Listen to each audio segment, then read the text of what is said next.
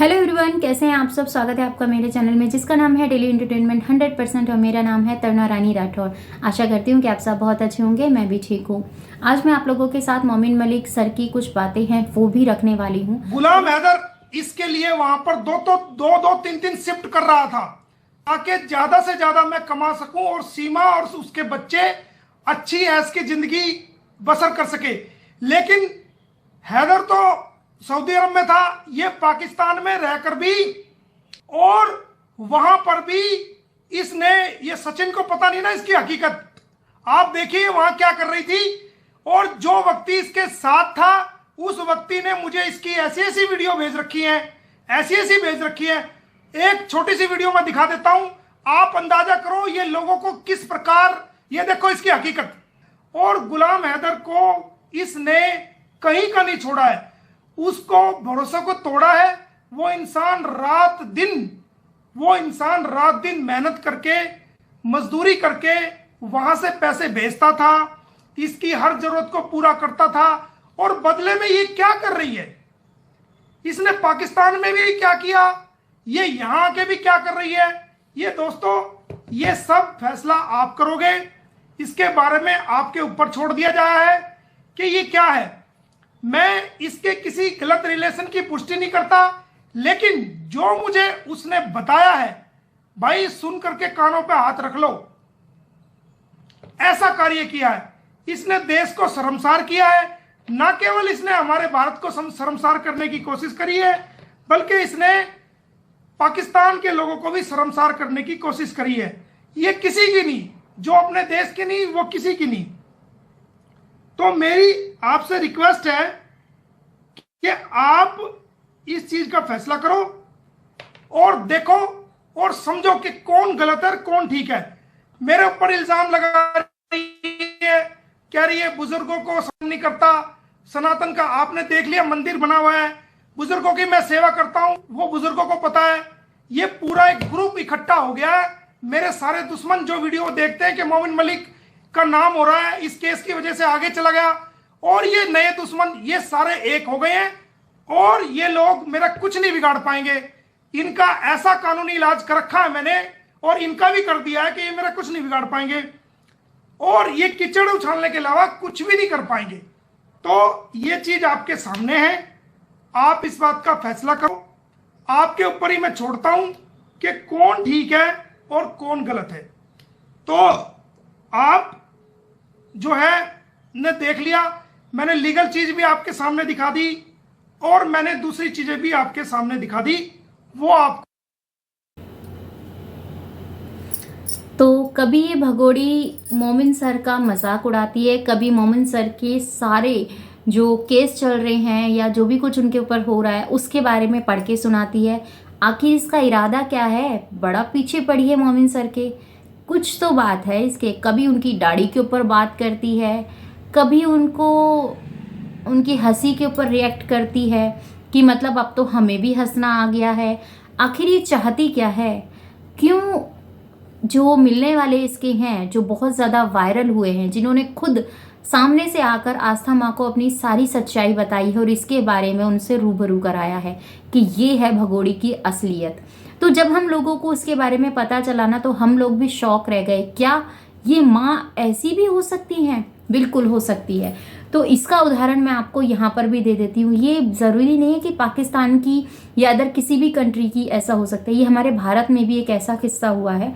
एक लड़का है जो कि बहुत ज़्यादा वायरल है, 8 से 10 साल का लड़का होगा या 13 साल का लड़का है वो, और गुरु गोविंद सिंह को बहुत अच्छी तरीके से मानता है, कहता है उनकी कृपा है मेरे ऊपर, और आमलेट का रोल बनाकर वो अपनी शॉप चलाता है। उनके फादर की डेथ हो चुकी है और उनकी माँ उनको छोड़कर अपने मायके चली गई है। 2 बहन भाई हैं, बुआ उनका लालन पालन कर रही है, क्योंकि वो कमा रहा है तभी कोई उनकी परवरिश कर रहा है, क्योंकि अगर वो कमाता नहीं तो कोई उसकी परवरिश तक नहीं करता, ठीक है ना। रही बात इस चीज़ की कि एक वो माँ भी है जो अपने बच्चों को छोड़कर, जिसको पता है कि उसके सिर से उसके बाप का साया उठ गया है, बाप है नहीं इस दुनिया में, उसको छोड़कर अपने मायके में जाके बैठी है। इतनी निर्दयी माँ होती हैं, मानना पड़ेगा। जैसी एक उस बच्चे की माँ थी ऐसी ही भगोड़ी है। उसकी माँ का कैरेक्टर हम लोग नहीं जज कर सकते क्योंकि उसकी माँ से ना हम लोग मिले हैं ना वो है, पर उस बच्चे से इतना सुना है, उस हिसाब से हमें पता है कि उस बच्चे के 13 साल के बच्चे के सिर पर इतनी जिम्मेदारी आ गई है कि वो अपने आप को संभाले या फिर अपने घर को संभाले। एजुकेशन भी कर रहा है, पढ़ाई भी कर रहा है। यहीं पर जब मैंने उस चीज़ को देखा तो मुझे तुरंत देखने के बाद तुरंत ये ख्याल आया राज का, कि राज ज़्यादा बड़ा नहीं है, छोटा सा बच्चा है, उसको जिस तरीके से बोला जाता है, ट्रीट किया जाता है, वो सब समझ में आता है। राज ने जिस तरीके से स्विमिंग पूल में अपना स्टंट किया था और वो सब चीज़ें नज़र आई थी हम लोगों को, अगर आप लोगों ने गौर किया होगा तो आप समझ सकते हैं, क्योंकि राज हमेशा से कहता है कि मुझे फ़ौज में जाना है, मैं फ़ौज में जाऊंगा या फिर मैं पुलिस में जाऊंगा, तो ये उसका कहना है। और उसने एक बार मीडिया को ये बाइट भी दी थी। अब लोग ये कहेंगे कि वो बच्चा है, वो इतना समझता नहीं है, ठीक है, वो इतना उसको समझाया गया है, क्योंकि पाकिस्तान को हम लोग, आप इस चीज़ को समझेंगे कि हम लोग कभी ये नहीं कहते हैं कि पाकिस्तान हमारे सपोर्ट में, हमारे फेवर में कुछ सोच सकता है, नहीं, उसे हम दुश्मन देश के नज़रिए से ही देखते हैं। इसीलिए हम लोगों ने देखा जब भगोड़ी ने अपनी राय हम लोगों के सामने रखी कि मैं वहाँ पे किस तरीके से पीड़ित रहती थी, मेरे अब्बू ख़त्म हो गए और मेरे अब्बू ख़त्म होने के बाद मेरे साथ बहुत गंदा सलूक किया जाता था, मुझे बहुत बुरा भला कहा जाता था। फिर धीरे धीरे ये बात इसकी खुल के आने लगी सामने कि अब्बू तो गए भैया साइड में, अब तो ये बात थी ज़हीर की, तो इसने शादी से पहले, इसकी शादी भी नहीं थी, उससे पहले ये ज़रीर से किसी अफेयर के चक्कर में थी, अफेयर से 4 महीने की प्रेग्नेंट हुई। प्रेग्नेंट होने के बाद तो इसको ये पता चला इनके वहाँ पर, तो इसको नाम दे दिया जाता है इनके वहाँ पे काली। अब काली कुछ होगा उनके वहाँ का नाम, तो बहुत एक कहते हैं ना करेक्टरलेस औरत, इस तरीके का हम लोग तो उसमें बोल देते हैं, वहाँ पे इनका कुछ होगा कि काली। और अगर शादी हुई है और शादी करके तुम दूसरे आदमी के पास चली जाती हो, फिर तुम्हें तुम्हारे आदमी के पास आना होता है, तो उसको ये लोग बोलते हैं हलाला, कुछ ऐसा करके फिर उसको रखते हैं। तो ठीक है, उसमें उस औरत की कोई रिस्पेक्ट नहीं होती, कोई इज्जत नहीं होती, उसको सिर्फ इसलिए रखा जाता है कि हाँ तुझे कहीं जगह नहीं मिली तो तुझे यहाँ पर रहकर गुजर बसर करनी होगी, अपने लिए 2 रोटी मिलेंगी, पूरे घर का धंधा जो हमारा मन करेगा वो हम करेंगे। तो इस तरीके का इसने बताया था कि ऐसा हमारे में हलाला होता है, तो हलाला होने से अच्छा है कि मैं अपनी मौत को एक्सेप्ट कर लूँ, ये इसकी बातें थी।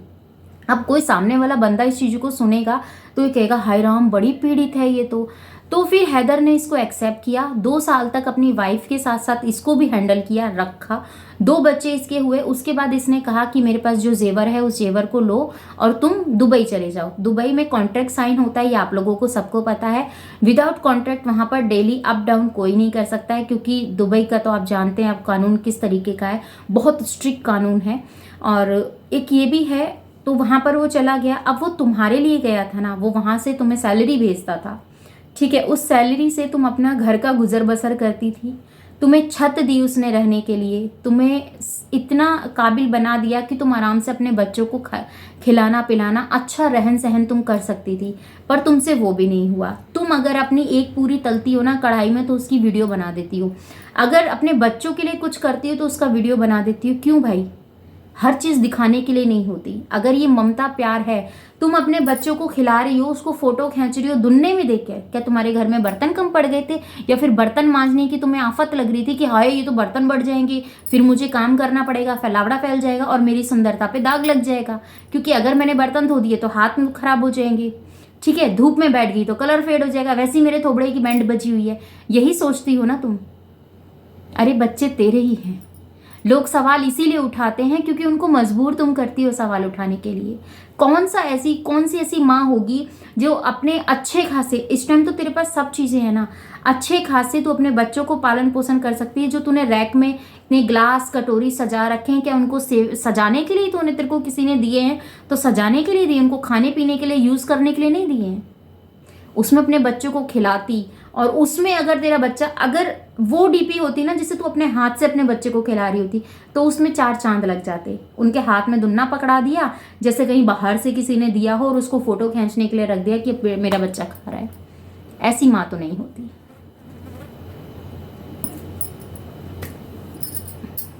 ऐसी माँ तो नहीं होती। क्या लगता है आपको? कमेंट में ज़रूर बताइएगा। और आपकी जो भी राय है प्लीज़ मुझे कमेंट में दीजिएगा। मिलती हूँ आपसे अपनी नेक्स्ट वीडियो में। आशा करूँगी कि वीडियो आपको पसंद आया होगा। पसंद आएगा तो लाइक एंड शेयर ज़रूर कर दीजिएगा। चैनल पर नहीं तो सब्सक्राइब कर लीजिएगा। जय श्री कृष्णा, राधे राधे। अपना और अपनों का ख्याल रखिएगा। दुआ में मुझे याद कीजिएगा। प्यारी सी स्माइल के साथ लेती हूँ विदा। मिलती हूँ नेक्स्ट वीडियो में।